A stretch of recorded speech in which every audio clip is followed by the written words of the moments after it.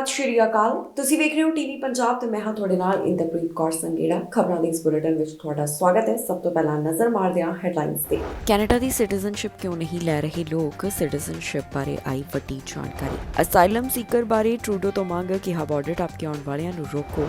ਘਰਾਂ ਦੀ ਵਿਕਰੀ ਵਿੱਚ ਆਈ ਵੱਡੀ ਗਿਰਾਵਟ, ਜਨਵਰੀ ਮਹੀਨਾ ਰਿਹਾ ਖਰਾਬ। ਵੱਡੇ ਗ੍ਰੋਸਰੀ ਚੇਨਾਂ ਦੇ CEO ਤਲਬ, ਮਹਿੰਗਾਈ ਖਿਲਾਫ ਚੁੱਕਿਆ ਗਿਆ ਵੱਡਾ ਕਦਮ। ਕੈਨੇਡਾ ਦੀ ਸਿਟੀਜ਼ਨਸ਼ਿਪ ਨੂੰ ਲੈ ਕੇ ਹੈਰਾਨ ਕਰਨ ਵਾਲਾ ਖੁਲਾਸਾ ਹੋਇਆ, ਜਿੱਥੇ ਪਤਾ ਚੱਲਿਆ ਹੈ ਕਿ ਜਿਹੜੇ ਮੌਜੂਦਾ ਸਮੇਂ ਕੈਨੇਡਾ ਵਿੱਚ PR ਨੇ, ਉਹ ਕੈਨੇਡਾ ਦੀ ਸਿਟੀਜ਼ਨਸ਼ਿਪ ਨਹੀਂ ਲੈਣਾ ਚਾਹੁੰਦੇ। ਇਹਨਾਂ ਅੰਕੜਿਆਂ ਦੇ ਵਿੱਚ ਵੱਡੀ ਗਿਰਾਵਟ ਦਰਜ ਕੀਤੀ ਗਈ ਹੈ। ਸਟੈਟਿਸਟਿਕਸ ਕੈਨੇਡਾ ਵੱਲੋਂ ਇਸ ਬਾਰੇ ਸਾਰੀ ਡਿਟੇਲ ਸਾਂਝੀ ਕੀਤੀ ਗਈ, ਜਿੱਥੇ ਪਤਾ ਚੱਲਿਆ ਹੈ ਕਿ PR ਹੁਣ ਸਿਟੀਜ਼ਨਸ਼ਿਪ ਨਹੀਂ ਲੈ ਰਹੇ। ਸਿਟੀਜ਼ਨਸ਼ਿਪ ਨੂੰ ਲੈ ਕੇ ਇੱਕ ਹੈਰਾਨ ਕਰਨ ਵਾਲਾ ਅੰਕੜਾ ਸਾਹਮਣੇ ਆਇਆ ਹੈ, ਜਿਸ ਤੋਂ ਪਤਾ ਚੱਲਿਆ ਹੈ ਕਿ ਕੈਨੇਡੀਅਨ ਨਾਗਰਿਕ ਬਣਨ ਵਾਲੇ PR ਦੀ ਗਿਣਤੀ ਪਹਿਲਾਂ ਦੇ ਮੁਕਾਬਲੇ ਘੱਟ ਹੋਈ ਹੈ। ਇਸ ਬਾਰੇ ਸਟੈਟਿਸਟਿਕਸ ਕੈਨੇਡਾ ਵੱਲੋਂ ਅੰਕੜੇ ਜਾਰੀ ਕੀਤੇ ਗਏ ਨੇ, ਜਿਸ ਤੋਂ ਕਾਫੀ ਗੱਲਾਂ ਨਿਕਲ ਕੇ ਸਾਹਮਣੇ ਆਈਆਂ ਨੇ। ਸਟੈਟਸ ਦੇ ਅੰਕੜਿਆਂ ਮੁਤਾਬਕ ਪਿਛਲੇ 20 ਸਾਲਾਂ ਦੌਰਾਨ ਕੈਨੇਡੀਅਨ ਨਾਗਰਿਕ ਬਣਨ ਵਾਲੇ PR ਰੈਜ਼ੀਡੈਂਟਸ ਦੀ ਗਿਣਤੀ ਘੱਟ ਹੋਈ ਹੈ। ਇੰਸਟੀਚਿਊਟ ਫਾਰ ਕੈਨੇਡੀਅਨ ਸਿਟੀਜ਼ਨਸ਼ਿਪ ਦਾ ਇਸ ਬਾਰੇ ਕਹਿਣਾ ਹੈ ਕਿ ਸਟੈਟਿਸਟਿਕਸ ਕੈਨੇਡਾ ਦੇ ਅੰਕੜੇ ਸਾਲ 2001 ਤੋਂ ਬਾਅਦ ਨਾਗਰਿਕਤਾ ਲੈਣ ਵਾਲਿਆਂ ਚੋਂ 40% ਦੀ ਗਿਰਾਵਟ ਦੱਸਦੇ ਨੇ।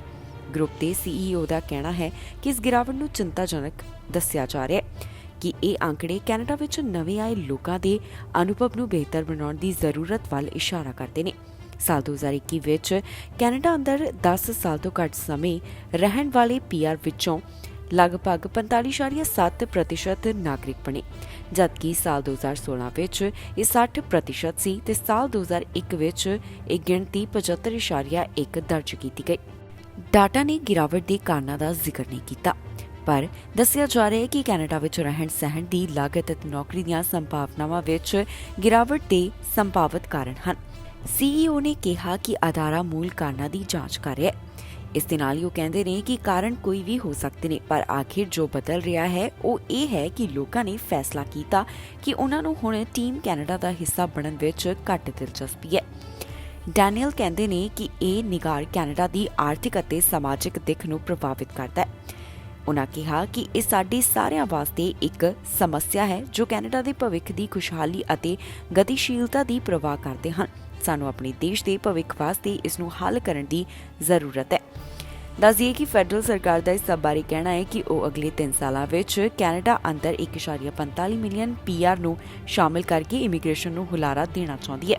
ਸਾਲ 2023 ਵਾਸਤੇ ਸਰਕਾਰ ਦਾ 4 ਲੱਖ ਤੋਂ ਵੱਧ ਲੋਕਾਂ ਨੂੰ ਕੈਨੇਡੀਅਨ PR ਦੇਣ ਦਾ ਟਾਰਗੇਟ ਹੈ, ਜੋ ਸਾਲ 2025 ਤੱਕ 5 ਲੱਖ ਪ੍ਰਵਾਸੀ ਕਰਨ ਦੀ ਯੋਜਨਾ ਹੈ।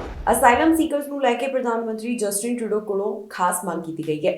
ਕਿਊਬੈਕ ਦੇ ਪ੍ਰੀਮੀਅਰ ਵੱਲੋਂ ਇਸ ਗੱਲ ਦੇ ਬਾਰੇ ਆਪਣਾ ਪੱਖ ਰੱਖਿਆ ਗਿਆ ਤੇ ਉਹਨਾਂ ਨੇ ਪ੍ਰਧਾਨ ਮੰਤਰੀ ਜਸਟਿਨ ਟਰੂਡੋ ਤੋਂ ਇਹ ਮੰਗ ਕੀਤੀ ਹੈ ਕਿ ਜਿਹੜੇ ਅਸਾਈਲਮ ਸੀਕਰਸ ਹੁਣ ਲਗਾਤਾਰ ਕਿਊਬੈਕ ਸੂਬੇ ਵਿੱਚ ਆ ਰਹੇ ਨੇ, ਉਹਨਾਂ ਨੂੰ ਰੋਕਣਾ ਚਾਹੀਦਾ ਹੈ। ਤੇ ਨਾਲ ਹੀ ਉਹਨਾਂ ਨੇ ਦੱਸਿਆ ਕਿ ਮੌਜੂਦਾ ਸਮੇਂ ਜਿਹੜੇ ਅਸਾਈਲਮ ਸੀਕਰਸ ਸੂਬੇ ਵਿੱਚ ਹਨ, ਉਹਨਾਂ ਨੂੰ ਅਲੱਗ-ਅਲੱਗ ਪ੍ਰੋਵਿੰਸਸ ਵਿੱਚ ਭੇਜਿਆ ਜਾਵੇਗਾ। ਅਸਾਈਲਮ ਸੀਕਰਸ ਦਾ ਮੁੱਦਾ ਕੈਨੇਡਾ ਵਿੱਚ ਚਰਚਾ ਦਾ ਵਿਸ਼ਾ ਬਣ ਗਿਆ ਹੈ।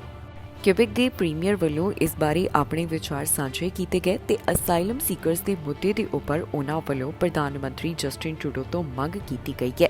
ਕਿਊਬੈਕ ਦੇ ਪ੍ਰੀਮੀਅਰ ਵੱਲੋਂ ਪ੍ਰਧਾਨ ਮੰਤਰੀ ਜਸਟਿਨ ਟਰੂਡੋ ਨੂੰ ਕਿਹਾ ਹੈ ਕਿ ਇਸ ਸੰਬੰਧੀ ਕਦਮ ਚੁੱਕੇ ਜਾਣ।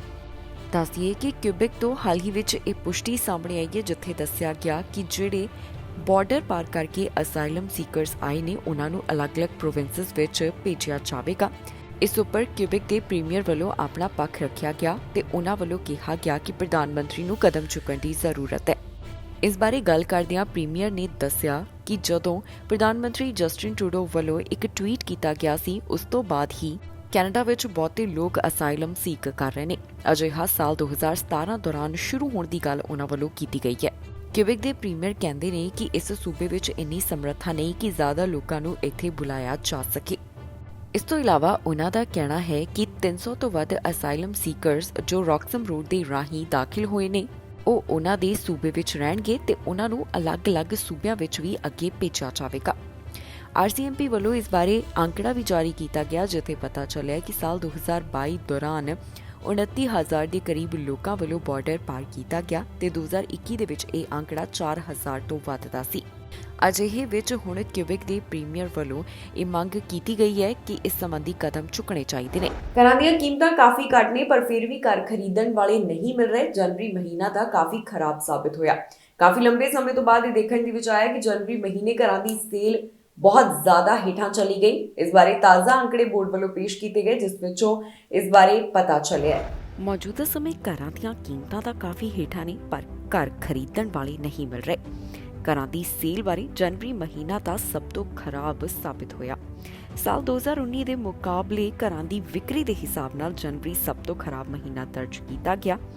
ਮਹੀਨਾਵਾਰ ਪੱਧਰ ਤੇ ਵੀ ਸੇਲ ਕਾਫੀ ਘੱਟ ਦਰਜ ਕੀਤੀ ਗਈ। ਜੀ ਹਾਂ, ਕੈਨੇਡੀਅਨ ਰੀਅਲ ਐਸਟੇਟ ਐਸੋਸੀਏਸ਼ਨ ਵੱਲੋਂ ਅੰਕੜੇ ਜਾਰੀ ਕਰਦਿਆਂ ਕਿਹਾ ਗਿਆ ਕਿ ਜਨਵਰੀ ਮਹੀਨੇ ਦੌਰਾਨ ਕੈਨੇਡਾ ਵਿੱਚ ਘਰਾਂ ਦੀ ਸੇਲ ਪਿਛਲੇ ਸਾਲ ਦੀ ਤੁਲਨਾ ਵਿੱਚ 37.1% ਹੇਠ ਆਈ। ਸਾਲ 2019 ਤੋਂ ਬਾਅਦ ਜਨਵਰੀ ਮਹੀਨੇ ਵਿੱਚ ਪਹਿਲੀ ਵਾਰ ਅਜਿਹਾ ਦੇਖਣ ਨੂੰ ਮਿਲਿਆ ਜਦੋਂ ਸੇਲ ਕਾਫੀ ਘਟ ਗਈ ਹੈ। ਮਹੀਨਾਵਾਰ ਆਧਾਰ ਤੇ ਜਨਵਰੀ ਵਿੱਚ ਘਰਾਂ ਦੀ ਸੇਲ ਕਾਫੀ ਹੇਠਾਂ ਆਈ। ਦਸੰਬਰ ਮਹੀਨੇ ਦੀ ਤੁਲਨਾ ਵਿੱਚ ਜਨਵਰੀ ਦੌਰਾਨ ਘਰਾਂ ਦੀ ਵਿਕਰੀ 3% ਘੱਟ ਦੱਸੀ ਗਈ। ਮਹੀਨਾਵਾਰ ਪੱਧਰ ਤੇ ਓਨਟਾਰੀਓ ਦੇ ਹੈਮਿਲਟਨ ਅਤੇ ਕਿਊਬੈਕ ਸਿਟੀ ਵਿੱਚ ਘਰਾਂ ਦੀ ਸੇਲ ਵੱਧ ਦਰਜ ਕੀਤੀ ਗਈ, ਪਰ greater Vancouver, Victoria, Montreal, Edmonton ਤੇ ਵੈਨਕੂਵਰ ਆਈਲੈਂਡ ਦੇ ਵਿੱਚ ਸੇਲ ਕਾਫੀ ਘੱਟ ਹੋਈ ਹੈ। ਕੈਨੇਡਾ ਅੰਦਰ ਪਿਛਲੇ ਸਾਲ ਮਾਰਗੇਜ ਦਰਾਂ ਅੰਦਰ ਵਾਧਾ ਕੀਤਾ ਗਿਆ। ਹਾਊਸਿੰਗ ਮਾਰਕੀਟ ਦੇ ਉੱਪਰ ਇਸ ਦਾ ਸਿੱਧਾ ਅਸਰ ਦਿਖਾਈ ਦਿੱਤਾ। ਕੈਨੇਡੀਅਨ ਰੀਅਲ ਐਸਟੇਟ ਐਸੋਸੀਏਸ਼ਨ ਦਾ ਇਸ ਬਾਰੇ ਕਹਿਣਾ ਹੈ ਕਿ ਜਨਵਰੀ ਵਿੱਚ ਸੇਲ ਲਈ ਲੱਗੇ ਮਕਾਨਾਂ ਦੀ ਗਿਣਤੀ ਪਿਛਲੇ ਮਹੀਨੇ ਨਾਲੋਂ 3.3% ਵੱਧ ਸੀ। ਐਸੋਸੀਏਸ਼ਨ ਨੇ ਕਿਹਾ ਕਿ ਵਾਧੇ ਦੇ ਬਾਵਜੂਦ ਨਵੀਆਂ ਲਿਸਟਿੰਗ ਰਿਕਾਰਡ ਹੇਠਲੇ ਪੱਧਰ ਤੇ ਰਹੀਆਂ ਤੇ ਜਨਵਰੀ ਮਹੀਨੇ ਵਿੱਚ ਵਿਕਣ ਲਈ ਜੋ ਮਕਾਨ ਲਗਾਏ ਗਏ ਉਹਨਾਂ ਦੀ ਲਿਸਟਿੰਗ ਸਾਲ 2000 ਤੋਂ ਬਾਅਦ ਸਭ ਤੋਂ ਘੱਟ ਦਰਜ ਕੀਤੀ ਗਈ। ਅਸਲ ਔਸਤ ਘਰਾਂ ਦੀ ਕੀਮਤ ਜਨਵਰੀ ਵਿੱਚ 6,12,204 ਸੀ, ਜੋ ਕਿ ਜਨਵਰੀ 2022 ਦੀ ਤੁਲਨਾ ਵਿੱਚ 18.3% ਘੱਟ ਦੱਸੀ ਜਾ ਰਹੀ ਹੈ। ਵੱਡੀਆਂ ਗ੍ਰੋਸਰੀ ਚੇਨਾਂ ਦੇ CEO ਤਲਬ ਕੀਤੇ ਗਏ ਨੇ। ਮੈਂਬਰ ਪਾਰਲੀਮੈਂਟ ਵੱਲੋਂ ਉਹਨਾਂ ਖਿਲਾਫ ਕਾਰਵਾਈ ਕੀਤੀ ਗਈ ਹੈ। ਐਨਡੀਪੀ ਲੀਡਰ ਅਤੇ ਐਨਡੀਪੀ ਪਾਰਟੀ ਲਗਾਤਾਰ ਇਸ ਮੁੱਦੇ ਨੂੰ ਲੈ ਕੇ ਸਮੇਂ-ਸਮੇਂ ਤੇ ਆਪਣੀ ਆਵਾਜ਼ ਚੁੱਕਦੀ ਰਹੀ ਹੈ। ਵੱਧ ਰਹੀ ਮਹਿੰਗਾਈ ਦਾ ਜ਼ਿਕਰ ਉਹਨਾਂ ਵੱਲੋਂ ਲਗਾਤਾਰ ਕੀਤਾ ਗਿਆ ਤੇ ਹੁਣ ਇਸ ਬਾਰੇ ਤਾਜ਼ਾ ਅਪਡੇਟ ਸਾਹਮਣੇ ਆਈ। ਵੱਧ ਰਹੀ ਮਹਿੰਗਾਈ ਨੂੰ ਧਿਆਨ ਵਿੱਚ ਰੱਖਦਿਆਂ ਹੁਣ ਖਾਸ ਕਦਮ ਚੁੱਕੇ ਗਏ, ਜਿੱਥੇ ਗ੍ਰੋਸਰੀ ਚੇਨਾਂ ਦੇ CEOs ਉੱਪਰ ਕਾਰਵਾਈ ਕੀਤੀ ਗਈ ਹੈ। ਦਰਅਸਲ ਐਮਪੀਜ਼ ਨੇ ਭੋਜਨ ਮਹਿੰਗਾਈ ਨੂੰ ਲੈ ਕੇ ਵੱਡੀਆਂ ਗ੍ਰੋਸਰੀ ਚੇਨਾਂ ਦੇ CEO ਹੁਣ ਤਲਬ ਕੀਤੇ ਨੇ। ਪਾਰਲੀਮੈਂਟ ਮੈਂਬਰਸ ਨੇ ਅਜਿਹਾ ਕਦਮ ਚੁੱਕਿਆ। ਭੋਜਨ ਕੀਮਤਾਂ ਦਾ ਅਧਿਐਨ ਕਰਨ ਵਾਲੀ house of Commons the committee ਨੇ ਲੌਬਲੌਜ਼, ਮੈਟਰੋ ਅਤੇ ਹੋਰ ਕਈ CEO ਨੂੰ ਪੇਸ਼ ਹੋਣ ਵਾਸਤੇ ਕਿਹਾ। ਦੱਸੀਏ ਕਿ ਐਨਡੀਪੀ ਐਮਪੀ ਵੱਲੋਂ ਇਹ ਪਹਿਲ ਕਦਮੀ ਕੀਤੀ ਗਈ, ਜਿਸ ਨੂੰ ਲਿਬਰਲ, ਕੰਜ਼ਰਵੇਟਿਵ ਅਤੇ ਬਲਾਕ ਕਿਊਬਿਕ ਤਿੰਨੇ ਪਾਰਟੀਆਂ ਦਾ ਸਮਰਥਨ ਮਿਲਿਆ। ਕਮੇਟੀ ਨੇ ਆਪਣੇ ਭੋਜਨ ਮਹਿੰਗਾਈ ਅਧਿਐਨ ਦੀ ਮਿਆਦ ਵਧਾਉਣ ਵਾਸਤੇ ਹੋਰ ਮੀਟਿੰਗਾਂ ਕਰਨ ਵਾਸਤੇ ਵੀ ਸਹਿਮਤੀ ਪ੍ਰਗਟਾਈ। ਸਟੈਟਿਸਟਿਕਸ ਕੈਨੇਡਾ ਦਾ ਕਹਿਣਾ ਹੈ ਕਿ ਸਟੋਰਾਂ ਤੋਂ ਖਰੀਦੇ ਗਏ ਭੋਜਨ ਦੀਆਂ ਕੀਮਤਾਂ ਸਾਲ 2022 ਵਿੱਚ ਲਗਭਗ 10% ਵੱਧ ਹੋਈਆਂ, ਜੋ ਕਿ 1981 ਤੋਂ ਬਾਅਦ ਦੀ ਸਭ ਤੋਂ ਤੇਜ਼ ਰਫ਼ਤਾਰ ਹੈ। ਐਮਪੀਜ਼ ਦਾ ਕਹਿਣਾ ਹੈ ਕਿ CEOs ਨੂੰ ਉਹ ਸਿੱਧਾ ਸਵਾਲ ਪੁੱਛਣਗੇ ਕਿ ਗ੍ਰੋਸਰੀ ਦੇ ਬਿੱਲ ਉੱਪਰ ਕਿਉਂ ਜਾ ਰਹੇ ਨੇ। ਉਨ੍ਹਾਂ ਕਿਹਾ ਕਿ ਇੱਕ ਪਾਸੇ ਆਮ ਕੈਨੇਡੀਅਨਸ ਆਪਣੇ ਪਰਿਵਾਰਾਂ ਨੂੰ ਖਾਣ-ਪੀਣ ਦੀਆਂ ਚੀਜ਼ਾਂ ਮੁਹੱਈਆ ਕਰਵਾਉਣ ਵਾਸਤੇ ਖਰਚਿਆਂ ਵਿੱਚ ਕਟੌਤੀ ਕਰ ਰਹੇ ਨੇ ਤੇ ਦੂਜੇ ਪਾਸੇ ਗ੍ਰੋਸਰੀ CEOs ਦੀ ਆਮਦਨ ਪਹਿਲਾਂ ਨਾਲੋਂ ਕਿਤੇ ਵੱਧ ਤੇਜ਼ੀ ਨਾਲ ਉੱਪਰ ਜਾ ਰਹੀ ਹੈ। ਪਿਛਲੇ ਸਾਲ ਲਿਬਰਲ ਸਰਕਾਰ ਨੇ ਇਹ ਕਿਹਾ ਕਿ ਕੰਪੀਟੀਸ਼ਨ ਬਿਊਰੋ ਨੂੰ ਗ੍ਰੋਸਰੀ ਚੇਨਾਂ ਤੇ ਖਾਣ-ਪੀਣ ਦੀਆਂ ਕੀਮਤਾਂ ਦਾ ਅਧਿਐਨ ਕਰਨ ਦਾ ਹੁਕਮ ਦਿੱਤਾ ਗਿਆ ਕਿ ਉਹ ਕੀਮਤਾਂ ਦੀ ਨਿਰਪੱਖਤਾ ਦੇ ਨਾਲ ਜਾਂਚ ਕਰਨ। ਬਿਊਰੋ ਮੁਤਾਬਕ ਕਈ ਕਾਰਨਾਂ ਕਰਕੇ ਮਹਿੰਗਾਈ ਵਧੀ ਹੈ, ਜਿਨ੍ਹਾਂ ਵਿੱਚ ਅਤੇ ਹੋਰ ਵੀ ਕਈ ਚੀਜ਼ਾਂ ਨੂੰ ਜ਼ਿੰਮੇਵਾਰ ਠਹਿਰਾਇਆ ਗਿਆ। ਹਾਲਾਂਕਿ ਇਸ ਸਾਲ ਜਾਰੀ ਹੋਣ ਵਾਲੇ ਅਧਿਐਨ ਵਿੱਚ ਇਹ ਵਿਸ਼ਲੇਸ਼ਣ ਵੀ ਕੀਤਾ ਜਾਵੇਗਾ ਕਿ ਗ੍ਰੋਸਰੀ ਸਟੋਰਾਂ ਦੀ ਮੁਕਾਬਲੇਬਾਜ਼ੀ ਉੱਚੀਆਂ ਕੀਮਤਾਂ ਵਿੱਚ ਯੋਗਦਾਨ ਪਾ ਰਹੀ ਹੈ ਜਾਂ ਫਿਰ ਨਹੀਂ। ਜ਼ਿਕਰਯੋਗ ਹੈ ਕਿ ਵੱਧ ਰਹੀ ਮਹਿੰਗਾਈ ਦਾ ਮੁੱਦਾ ਕਾਫੀ ਲੰਬੇ ਸਮੇਂ ਤੋਂ ਚਰਚਾ ਦਾ ਵਿਸ਼ਾ ਬਣਿਆ ਹੋਇਆ ਹੈ। ਐਨਡੀਪੀ ਪਾਰਟੀ ਲਗਾਤਾਰ ਇਸ ਬਾਰੇ ਗੱਲ ਕਰਦੀ ਹੋਈ ਦਿਖਾਈ ਦੇ ਰਹੀ ਹੈ। ਜਗਮੀਤ ਸਿੰਘ ਵੱਲੋਂ ਵੀ ਸਮੇਂ-ਸਮੇਂ ਤੇ ਇਹ ਮੁੱਦਾ ਚੁੱਕਿਆ ਗਿਆ ਤੇ ਉਹਨਾਂ ਵੱਲੋਂ ਕਈ ਤਰ੍ਹਾਂ ਦੇ ਸਵਾਲ ਖੜੇ ਕੀਤੇ ਗਏ ਸਨ ਤੇ ਉਹਨਾਂ ਵੱਲੋਂ ਇਸ ਬਾਰੇ ਸੋਸ਼ਲ ਮੀਡੀਆ ਉੱਪਰ ਵੀ ਆਪਣਾ ਪੱਖ ਰੱਖਿਆ ਜਾ ਰਿਹਾ ਸੀ। ਕੈਨੇਡਾ ਦੇ ਇੱਕ ਹਿੱਸੇ ਤੋਂ ਅਜਿਹਾ ਮਾਮਲਾ ਸਾਹਮਣੇ ਆਇਆ ਜਿੱਥੇ ਹਾਦਸਾ ਵਾਪਰਨ ਕਾਰਨ ਇੱਕ ਦੀ ਮੌਤ ਹੋ ਗਈ। ਪੁਲਿਸ ਅਧਿਕਾਰੀ ਇਸ ਸੰਬੰਧੀ ਜਾਂਚ ਪੜਤਾਲ ਕਰ ਰਹੇ ਨੇ। ਅਜੇ ਪੀੜਤ ਦੀ ਪਹਿਚਾਣ ਨਹੀਂ ਦੱਸੀ ਗਈ। ਟੋਰਾਂਟੋ ਤੋਂ ਇੱਕ ਅਜਿਹਾ ਮਾਮਲਾ ਸਾਹਮਣੇ ਆਇਆ ਜਿੱਥੇ ਹਾਦਸੇ ਵਿੱਚ ਵਿਅਕਤੀ ਦੀ ਜਾਨ ਚਲੀ ਗਈ। ਪੁਲਿਸ ਅਧਿਕਾਰੀ ਇਸ ਬਾਰੇ ਜਾਂਚ ਪੜਤਾਲ ਕਰ ਰਹੇ ਨੇ। ਹੁਣ ਤੱਕ ਦੀ ਅਪਡੇਟ ਉਹਨਾਂ ਵੱਲੋਂ ਦਿੱਤੀ ਗਈ ਹੈ। ਪੁਲਿਸ ਦਾ ਕਹਿਣਾ ਹੈ ਕਿ ਇਹ ਘਟਨਾ 10 ਵਜੇ ਦੇ ਕਰੀਬ ਸਵੇਰ ਵੇਲੇ ਮਲਬਾਨ ਦੇ ਨੇੜਿਓਂ ਸਾਹਮਣੇ ਆਈ ਹੈ। ਫਿਲਹਾਲ ਹੁਣ ਤੱਕ ਬਹੁਤ ਘੱਟ ਜਾਣਕਾਰੀ ਸਾਂਝੀ ਕੀਤੀ ਗਈ ਹੈ। ਸਿਰਫ ਪੁਲਿਸ ਅਧਿਕਾਰੀਆਂ ਦਾ ਇਹੀ ਕਹਿਣਾ ਹੈ ਕਿ ਜੋ ਇੰਡਸਟਰੀਅਲ ਐਕਸੀਡੈਂਟ ਹੋਇਆ ਉਸ ਵਿੱਚ ਇੱਕ ਵਿਅਕਤੀ ਦੀ ਜਾਨ ਚਲੀ ਗਈ। ਪੀੜਤ ਦੀ ਪਹਿਚਾਣ ਅਜੇ ਤੱਕ ਜਨਤਕ ਨਹੀਂ ਕੀਤੀ ਗਈ ਤੇ ਨਾ ਹੀ ਕੁਝ ਹੋਰ ਉਸ ਬਾਰੇ ਸਾਂਝਾ ਕੀਤਾ ਗਿਆ। ਦੱਸਿਆ ਜਾ ਰਿਹਾ ਹੈ ਕਿ ਮਿਨਿਸਟਰੀ ਆਫ ਲੇਬਰ ਨੂੰ ਇਸ ਬਾਰੇ ਜਾਣਕਾਰੀ ਸਾਂਝੀ ਕਰ ਦਿੱਤੀ ਗਈ ਹੈ। ਪੁਲਿਸ ਅਧਿਕਾਰੀ ਇਸ ਮਾਮਲੇ ਦੀ ਵਧੇਰੇ ਜਾਂਚ ਪੜਤਾਲ ਕਰ ਰਹੇ ਨੇ, ਜਿਸ ਤੋਂ ਬਾਅਦ ਉਨ੍ਹਾਂ ਵੱਲੋਂ ਅਗਲੀ ਅਪਡੇਟ ਜਾਰੀ ਕੀਤੀ ਜਾਵੇਗੀ। ਹੁਣ ਤੱਕ ਸਿਰਫ ਇਹੀ ਦੱਸਿਆ ਗਿਆ ਕਿ ਇਸ ਹਾਦਸੇ ਵਿੱਚ ਟਰੱਕ ਦੀ ਟੱਕਰ ਲੱਗਣ ਕਾਰਨ ਵਿਅਕਤੀ ਦੀ ਜਾਨ ਚਲੀ ਗਈ ਹੈ ਤੇ ਇਸ ਵਿਅਕਤੀ ਨੂੰ ਮੌਕੇ ਵਾਲੀ ਥਾਂ ਦੇ ਉੱਪਰ ਹੀ ਮ੍ਰਿਤਕ ਐਲਾਨ ਕਰ ਦਿੱਤਾ ਗਿਆ। ਬਾਕੀ ਦੀ ਜਾਣਕਾਰੀ ਅੱਗੇ ਜਾਂਚ ਪੜਤਾਲ ਕਰਨ ਤੋਂ ਬਾਅਦ ਹੀ ਸਾਂਝੀ ਕੀਤੀ ਜਾਵੇਗੀ। ਘਰ 'ਚ ਔਰਤ ਦੀ ਲਾਸ਼ ਮਿਲਣ ਦਾ ਮਾਮਲਾ ਸਾਹਮਣੇ ਹੈ, ਜਿਸ ਦੀ ਪੁਲਿਸ ਵੱਲੋਂ ਪੜਤਾਲ ਕੀਤੀ ਜਾ ਰਹੀ ਹੈ। ਉਹਨਾਂ ਦਾ ਕਹਿਣਾ ਹੈ ਕਿ ਜਦੋਂ ਔਰਤ ਦਾ ਕਤਲ ਹੋਇਆ ਉਦੋਂ ਘਰ ਵਿੱਚੋਂ 2 ਹੋਰ ਔਰਤਾਂ ਬਾਹਰ ਨਿਕਲੀਆਂ, ਜਿਨ੍ਹਾਂ ਨੂੰ ਸਪੌਟ ਕੀਤਾ ਗਿਆ। ਫਿਲਹਾਲ ਇਸ ਸਭ ਬਾਰੇ ਅਜੇ ਬਹੁਤੀ ਜਾਣਕਾਰੀ ਪਤਾ ਨਹੀਂ ਲੱਗ ਸਕੀ। ਘਰ ਵਿੱਚੋਂ ਔਰਤ ਦੀ ਲਾਸ਼ ਮਿਲਣ ਦਾ ਮਾਮਲਾ ਸਾਹਮਣੇ ਹੈ, ਜਿਸ ਦੀ ਪੁਲਿਸ ਵੱਲੋਂ ਜਾਂਚ ਕੀਤੀ ਜਾ ਰਹੀ ਹੈ। ਖਬਰ ਪ੍ਰਿੰਸ ਜਾਰਜ ਨਾਲ ਜੁੜੀ ਹੋਈ ਹੈ, ਜਿੱਥੇ ਰਾਤ ਸਮੇਂ ਕੁਝ ਹਿਲਜੁਲ ਹੋਣ ਦੀ ਪੁਲਿਸ ਅਧਿਕਾਰੀਆਂ ਨੂੰ ਜਾਣਕਾਰੀ ਮਿਲੀ ਤੇ ਅੰਦਰ ਘਰ ਵਿੱਚ ਉਹਨਾਂ ਨੂੰ ਔਰਤ ਦੀ ਲਾਸ਼ ਮਿਲੀ ਹੈ। ਪੁਲਿਸ ਅਧਿਕਾਰੀਆਂ ਨੇ ਦੱਸਿਆ ਕਿ ਔਰਤ ਦਾ ਜਿਸ ਵੇਲੇ ਕਤਲ ਹੋਇਆ ਉਸ ਤੋਂ ਬਾਅਦ ਘਰ ਵਿੱਚੋਂ 2 ਔਰਤਾਂ ਨੂੰ ਬਾਹਰ ਨਿਕਲਦੇ ਦੇਖਿਆ ਗਿਆ। ਇਹ ਮਾਮਲਾ ਲੈਂਸਟਾਊਨ ਰੋਡ ਦੇ 3700 ਬਲਾਕ ਦੇ ਨੇੜਿਓਂ ਸਾਹਮਣੇ ਆਇਆ। ਇਸ ਮਾਮਲੇ ਦੀ ਜਾਂਚ ਕਰਨ ਵਾਸਤੇ ਸੀਰੀਅਸ ਕ੍ਰਾਈਮ ਯੂਨਿਟ ਨੂੰ ਬੁਲਾਇਆ ਗਿਆ। ਪੁਲਿਸ ਅਧਿਕਾਰੀਆਂ ਦਾ ਕਹਿਣਾ ਹੈ ਕਿ ਉਹ ਮਾਮਲੇ ਦੀ ਵਧੇਰੇ ਜਾਂਚ ਪੜਤਾਲ ਕਰ ਰਹੇ ਨੇ, ਪਰ ਅਜੇ ਤੱਕ ਉਹਨਾਂ ਵੱਲੋਂ ਪੀੜਤ ਔਰਤ ਦੀ ਪਹਿਚਾਣ ਨਹੀਂ ਦੱਸੀ ਗਈ। ਇਸ ਤੋਂ ਇਲਾਵਾ ਅਪੀਲ ਕੀਤੀ ਗਈ ਹੈ ਕਿ ਜੇਕਰ ਕਿਸੇ ਨੂੰ ਵੀ ਇਸ ਬਾਰੇ ਕੋਈ ਜਾਣਕਾਰੀ ਹੋਵੇ ਤਾਂ ਪੁਲਿਸ ਨਾਲ 2505613300 ਦੇ ਉੱਪਰ ਕਾਲ ਕਰਕੇ ਜਾਣਕਾਰੀ ਸਾਂਝੀ ਕੀਤੀ ਜਾ ਸਕਦੀ ਹੈ ਜਾਂ ਫਿਰ ਇਸ ਬਾਰੇ ਕ੍ਰਾਈਮ ਸਟਾਪਰਸ ਨੂੰ ਵੀ ਸੂਚਿਤ ਕੀਤਾ ਜਾ ਸਕਦਾ ਹੈ। ਪੁਲਿਸ ਅਧਿਕਾਰੀਆਂ ਵੱਲੋਂ ਅਜੇ ਬਹੁਤੀ ਕੋਈ ਅਪਡੇਟ ਸਾਂਝੀ ਨਹੀਂ ਕੀਤੀ ਗਈ। ਉਹਨਾਂ ਦਾ ਕਹਿਣਾ ਹੈ ਕਿ ਇਨਵੈਸਟੀਗੇਸ਼ਨ ਜਾਰੀ ਹੈ, ਜਿਸ ਤੋਂ ਬਾਅਦ ਅਗਲੀ ਜਾਣਕਾਰੀ ਉਹਨਾਂ ਵੱਲੋਂ ਸਾਂਝੀ ਕੀਤੀ ਜਾਵੇਗੀ। ਉਬਰ ਡਰਾਈਵਰਾਂ ਦੇ ਨਾਲ ਜੁੜੀ ਹੋਈ ਵੱਡੀ ਖਬਰ ਸਾਹਮਣੇ ਆਈ ਹੈ, ਜਿੱਥੇ ਦੱਸਿਆ ਗਿਆ ਕਿ ਹੁਣ ਉਬਰ ਡਰਾਈਵਰ ਅਤੇ ਸਵਾਰੀਆਂ ਟ੍ਰਿਪ ਦੀ ਆਡੀਓ ਰਿਕਾਰਡ ਕਰ ਸਕਦੀਆਂ ਨੇ। ਇਸ ਆਡੀਓ ਤੱਕ ਆਮ ਤੌਰ ਦੇ ਉੱਪਰ ਤਾਂ ਪਹੁੰਚ ਨਹੀਂ ਹੋਵੇਗੀ, ਪਰ ਕਿਸ ਤਰੀਕੇ ਆਡੀਓ ਤੱਕ ਪਹੁੰਚ ਬਣਾਈ ਜਾ ਸਕਦੀ ਹੈ, ਇਸ ਬਾਰੇ ਵੀ ਸਾਰੀ ਜਾਣਕਾਰੀ ਉਬਰ ਵੱਲੋਂ ਦਿੱਤੀ ਗਈ। ਕੈਨੇਡਾ ਤੋਂ ਉਬਰ ਡਰਾਈਵਰਾਂ ਦੇ ਨਾਲ ਜੁੜੀ ਹੋਈ ਖਬਰ ਸਾਹਮਣੇ ਆਈ ਹੈ, ਜਿੱਥੇ ਉਬਰ ਡਰਾਈਵਰ ਅਤੇ ਸਵਾਰੀਆਂ ਹੁਣ ਆਪਣੀ ਟ੍ਰਿਪ ਦੀ ਆਡੀਓ ਰਿਕਾਰਡ ਕਰ ਸਕਣਗੀਆਂ। ਦੱਸ ਦਈਏ ਕਿ ਪਿਛਲੇ ਨਵੰਬਰ ਕੈਲਗਰੀ ਦੇ ਵਿੱਚ ਇਸ ਪਾਇਲਟ ਪ੍ਰੋਜੈਕਟ ਦੀ ਸ਼ੁਰੂਆਤ ਕੀਤੀ ਗਈ ਸੀ, ਜਿਸ ਤਹਿਤ ਤਾਜ਼ਾ ਅਪਡੇਟ ਸਾਹਮਣੇ ਆਈ ਹੈ। ਉਬਰ ਟੈਕਨੋਲੋਜੀਜ਼ ਵੱਲੋਂ ਦੱਸਿਆ ਗਿਆ ਕਿ ਕੈਨੇਡਾ ਵਿੱਚ ਇੱਕ ਨਵਾਂ ਫੀਚਰ ਸ਼ੁਰੂ ਕੀਤਾ ਜਾ ਰਿਹਾ ਹੈ, ਜਿਸ ਰਾਹੀਂ ਸਵਾਰੀਆਂ ਅਤੇ ਡਰਾਈਵਰਸ ਆਪਣੀ ਯਾਤਰਾ ਦੀ ਆਡੀਓ ਰਿਕਾਰਡ ਕਰ ਸਕਣਗੇ। ਕੰਪਨੀ ਦਾ ਕਹਿਣਾ ਹੈ ਕਿ ਪਿਛਲੇ ਸਾਲ ਨਵੰਬਰ ਵਿੱਚ ਕੈਲਗਰੀ ਅੰਦਰ ਇਹ ਪਾਇਲਟ ਪ੍ਰੋਜੈਕਟ ਸ਼ੁਰੂ ਕੀਤਾ ਗਿਆ। ਇਸ ਨਵੇਂ ਫੀਚਰ ਦਾ ਇਹ ਉਦੇਸ਼ ਹੋਵੇਗਾ ਕਿ ਸੁਰੱਖਿਆ ਨੂੰ ਅੱਗੇ ਵਧਾਇਆ ਜਾਵੇ। ਇਹ ਟੂਲ ਸਵਾਰੀ ਅਤੇ ਡਰਾਈਵਰਾਂ ਨੂੰ ਉਬਰ ਦੀ ਐਪ ਰਾਹੀਂ ਇੱਕ ਬਟਨ ਦਬਾ ਕੇ ਆਪਣੀ ਯਾਤਰਾ ਦੀ ਆਡੀਓ ਰਿਕਾਰਡ ਕਰਨ ਦੀ ਇਜਾਜ਼ਤ ਦਿੰਦਾ ਹੈ। ਜੇ ਕਿਸੇ ਡਰਾਈਵਰ ਨੇ ਆਡੀਓ ਰਿਕਾਰਡਿੰਗ ਸੈੱਟ ਕੀਤੀ ਹੋਈ ਹੈ ਤਾਂ ਸਵਾਰੀਆਂ ਨੂੰ ਟ੍ਰਿਪ ਤੋਂ ਪਹਿਲਾਂ ਸੂਚਿਤ ਕੀਤਾ ਜਾਵੇਗਾ ਕਿ ਡਰਾਈਵਰ ਕੋਲ ਟ੍ਰਿਪ ਦੀ ਆਡੀਓ ਰਿਕਾਰਡ ਹੋ ਸਕਦੀ ਹੈ।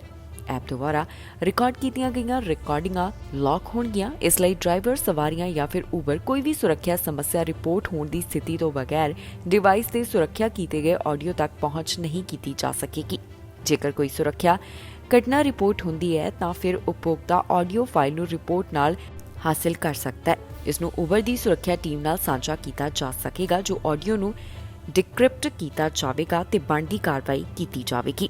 ਇਸ ਬਾਰੇ ਸਾਰੀ ਕੰਪਨੀ ਵੱਲੋਂ ਜਾਣਕਾਰੀ ਸਪਸ਼ਟ ਕਰ ਦਿੱਤੀ ਗਈ ਹੈ, ਜਿੱਥੇ ਦੱਸਿਆ ਗਿਆ ਹੈ ਕਿ ਕਿਸ ਤਰ੍ਹਾਂ ਇਹ ਜਿਹੜੀ ਆਡੀਓ ਹੈ ਰਿਕਾਰਡ ਹੋਵੇਗੀ ਤਾਂ ਇਸ ਰਿਕਾਰਡਿੰਗ ਨੂੰ ਹਾਸਲ ਕੀਤਾ ਜਾ ਸਕੇਗਾ ਜਾਂ ਫਿਰ ਨਹੀਂ। ਪ੍ਰਧਾਨ ਮੰਤਰੀ ਜਸਟਿਨ ਟਰੂਡੋ ਵੱਲੋਂ ਅਲੱਗ-ਅਲੱਗ ਮੁੱਦਿਆਂ ਦੇ ਉੱਪਰ ਆਪਣਾ ਪੱਖ ਰੱਖਿਆ ਗਿਆ, ਚਾਹੇ ਉਹ ਮੇਅਰ ਵੱਲੋਂ ਅਸਤੀਫੇ ਦੀ ਗੱਲ ਹੋਵੇ ਜਾਂ ਫਿਰ ਹੋਰ ਚੀਜ਼ਾਂ, ਹਰ ਬਾਰੇ ਜਾਣੀ ਕਿ ਹਰ ਮੁੱਦੇ ਦੇ ਬਾਰੇ ਪ੍ਰਧਾਨ ਮੰਤਰੀ ਬੋਲਦੇ ਹੋਏ ਦਿਖਾਈ ਦਿੱਤੇ ਨੇ। ਕੀ ਕਹਿਣਾ ਹੈ ਟਰੂਡੋ ਦਾ, ਆਓ ਤੁਹਾਨੂੰ ਸੁਣਾਓ।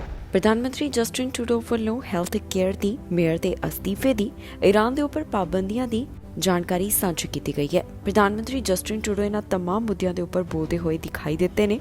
ਪਾਰਲੀਮੈਂਟ ਹਿੱਲ ਤੋਂ ਬਾਹਰ ਆਉਂਦਿਆਂ ਪੱਤਰਕਾਰਾਂ ਵੱਲੋਂ ਜਦੋਂ ਇਹਨਾਂ ਅਲੱਗ-ਅਲੱਗ ਮੁੱਦਿਆਂ ਦੇ ਉੱਪਰ ਉਹਨਾਂ ਵੱਲੋਂ ਸਵਾਲ ਪੁੱਛਿਆ ਗਿਆ ਤਾਂ ਇਸ ਸਭ ਦਾ ਜਵਾਬ ਦਿੰਦੇ ਹੋਏ ਪ੍ਰਧਾਨ ਮੰਤਰੀ ਟਰੂਡੋ ਦਿਖਾਈ ਦਿੱਤੇ। ਕੀ ਕਹਿਣਾ ਹੈ ਉਹਨਾਂ ਦਾ, ਆਓ ਤੁਹਾਨੂੰ ਸੁਣਾਉਂਦੇ ਹਾਂ।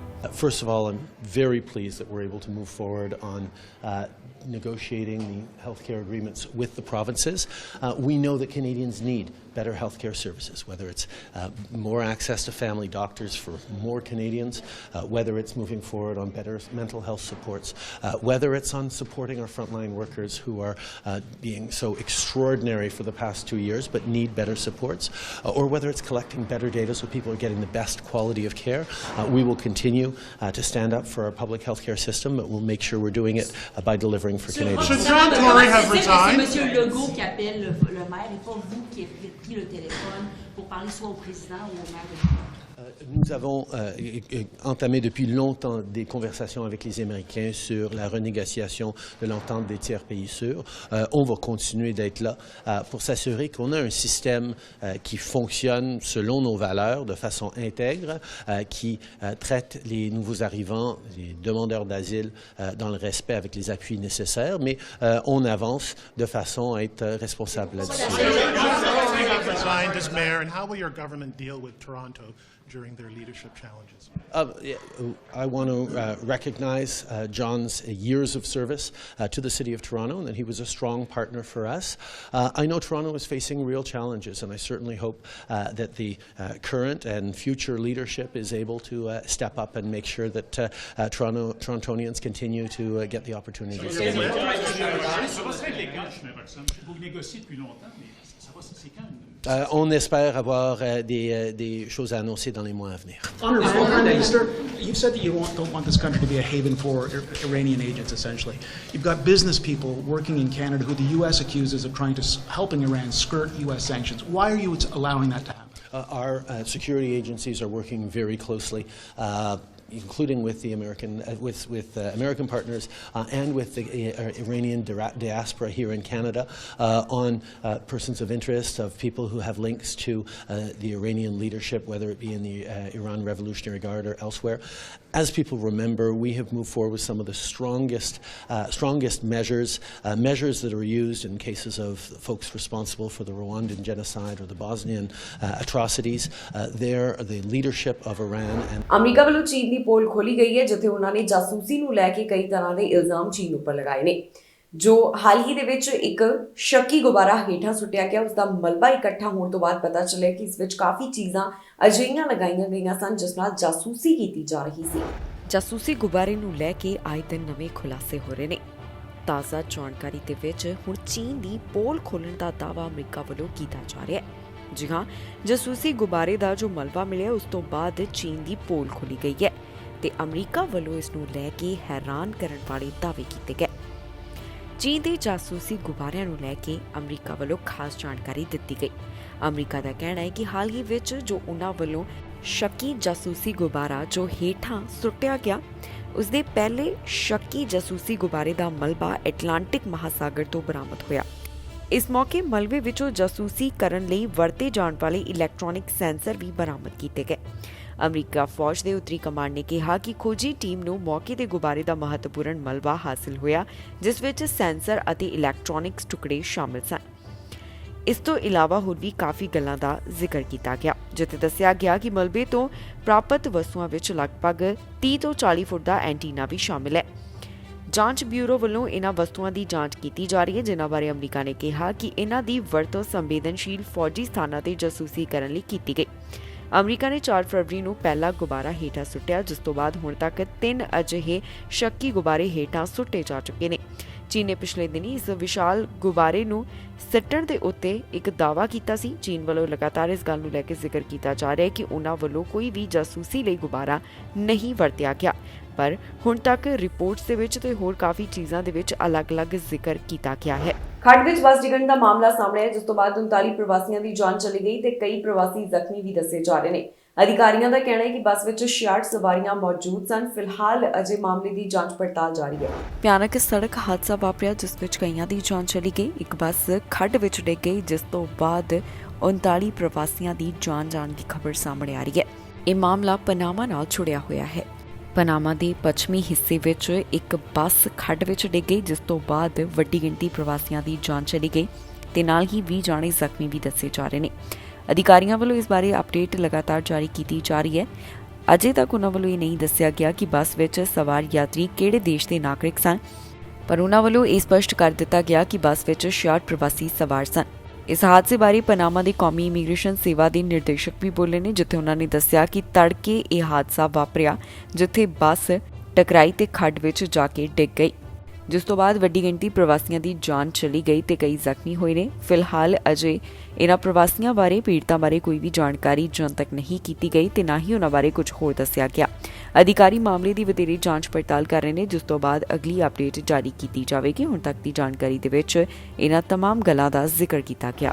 ਜਾਸੂਸੀ ਨੂੰ ਲੈ ਕੇ ਚੀਨ ਤੇ ਵੱਡੇ ਇਲਜ਼ਾਮ ਲੱਗੇ ਨੇ। ਦਾਅਵਾ ਕੀਤਾ ਜਾ ਰਿਹਾ ਹੈ ਕਿ ਚੀਨ ਵੱਲੋਂ ਇਹ ਮਿਸ਼ਨ ਕਾਫੀ ਲੰਬੇ ਸਮੇਂ ਤੋਂ ਚਲਾਇਆ ਜਾ ਰਿਹਾ ਸੀ। 4 ਸਾਲਾਂ ਤੋਂ ਚੀਨ ਜਾਸੂਸੀ ਕਰ ਰਿਹਾ, ਜਿਸ ਨੂੰ ਲੈ ਕੇ ਅਮਰੀਕਾ ਵੱਲੋਂ ਕਈ ਤਰ੍ਹਾਂ ਦੇ ਖੁਲਾਸੇ ਕੀਤੇ ਗਏ। ਚੀਨ ਨੂੰ ਲੈ ਕੇ ਇੱਕ ਵੱਡਾ ਖੁਲਾਸਾ ਹੋਇਆ, ਜਿੱਥੇ ਪਤਾ ਚੱਲਿਆ ਕਿ ਚੀਨ ਵੱਲੋਂ 4 ਸਾਲ ਤੋਂ ਜਾਸੂਸੀ ਮਿਸ਼ਨ ਚਲਾਇਆ ਜਾ ਰਿਹਾ ਹੈ। ਇਸ ਜਾਸੂਸੀ ਮਿਸ਼ਨ ਨੂੰ ਕਲਾਊਡ ਚੇਂਜਰ ਦਾ ਵੀ ਨਾਮ ਦਿੱਤਾ ਗਿਆ। ਜੀ ਹਾਂ, ਅਮਰੀਕਾ ਬ੍ਰਿਟੇਨ ਦੇ ਖੁਫੀਆ ਪ੍ਰਮੁੱਖਾਂ ਵੱਲੋਂ ਵੱਡਾ ਖੁਲਾਸਾ ਕੀਤਾ ਗਿਆ, ਜਿੱਥੇ ਚੀਨ ਉੱਪਰ ਕਈ ਤਰ੍ਹਾਂ ਦੇ ਸਵਾਲ ਖੜੇ ਹੋ ਗਏ ਨੇ। ਉਨ੍ਹਾਂ ਮੁਤਾਬਕ ਚੀਨ ਵੱਲੋਂ ਲੰਬੇ ਸਮੇਂ ਤੋਂ ਜਾਸੂਸੀ ਮਿਸ਼ਨ ਚਲਾਇਆ ਜਾ ਰਿਹਾ ਹੈ ਤੇ ਅਲੱਗ-ਅਲੱਗ ਦੇਸ਼ਾਂ ਤੇ ਨਿਗਾਹ ਰੱਖੀ ਜਾ ਰਹੀ ਹੈ। ਮਨੁੱਖੀ ਜਾਸੂਸੀ ਨੂੰ ਘਟਾ ਕੇ ਚੀਨ ਹੈਕਿੰਗ ਕਰਕੇ ਟੈਕਨੋਲੋਜੀ ਚੋਰੀ ਕਰ ਰਿਹਾ ਹੈ ਤੇ ਨਾਲ ਹੀ ਹੁਣ ਇਸ ਤਰ੍ਹਾਂ ਦੇ ਸ਼ੱਕੀ ਗੁਬਾਰੇ ਵੀ ਦਿਖਾਈ ਦਿੱਤੇ, ਜਿਸ ਨੂੰ ਲੈ ਕੇ ਚੀਨ ਦੇ ਉੱਪਰ ਕਈ ਤਰ੍ਹਾਂ ਦੇ ਦਾਅਵੇ ਕੀਤੇ ਜਾ ਰਹੇ ਨੇ। ਅਮਰੀਕਾ ਦੀ ਖੁਫੀਆ ਏਜੰਸੀ FBI ਦੇ ਡਾਇਰੈਕਟਰ ਵੱਲੋਂ ਦੱਸਿਆ ਗਿਆ ਕਿ ਕਿਸ ਤਰ੍ਹਾਂ ਚੀਨ ਵੱਲੋਂ ਜਾਸੂਸੀ ਕੀਤੀ ਜਾ ਰਹੀ ਹੈ।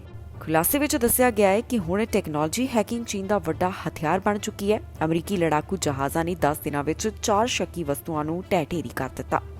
ਢੇਰ ਕੀਤੇ UFO ਵਿੱਚ ਇੱਕ ਵਿਸ਼ਾਲ ਚੀਨੀ ਗੁਬਾਰਾ ਵੀ ਸ਼ਾਮਿਲ ਹੈ। ਗੁਬਾਰੇ ਦੀਆਂ ਪਰਤਾਂ ਖੁੱਲਣ ਦੇ ਨਾਲ ਹੀ ਚੀਨ ਤੇ ਕਈ ਤਰ੍ਹਾਂ ਦੇ ਇਲਜ਼ਾਮ ਵੀ ਖੁੱਲ ਰਹੇ ਨੇ।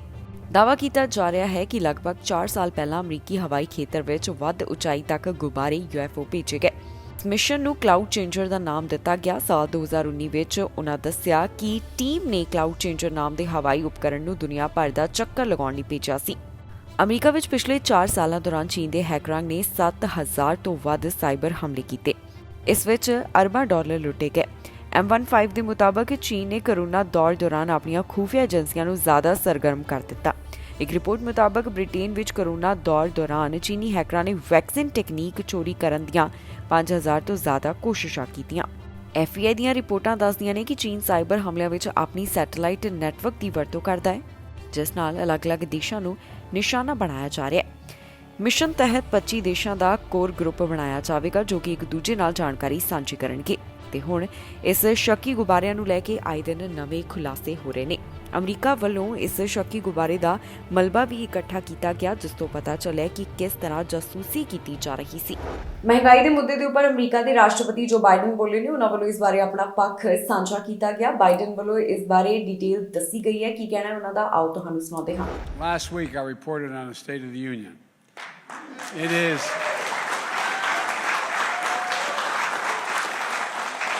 It's strong, and that's, as they say up in Scranton, that's no malarkey. It's the soul of, because the soul of this nation is strong. The backbone of this nation is strong. And the people of this nation are strong, like all of you here today. They never give up. And you heard me say many times, Wall Street didn't build America. No, they didn't build, they didn't. The middle class built America. And unions built the middle class.